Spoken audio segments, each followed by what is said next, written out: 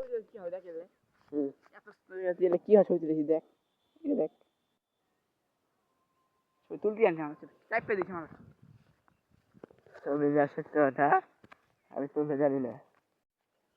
আমাদের ধান খায়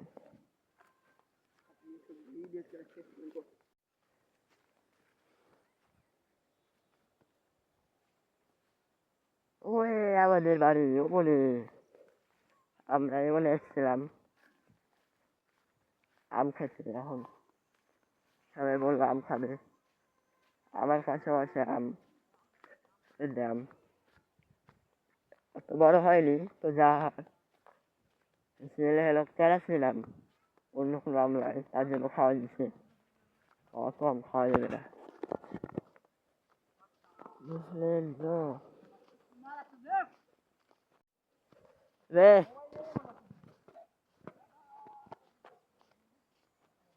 না ওদের বলে আম হচ্ছে এত বড় বড়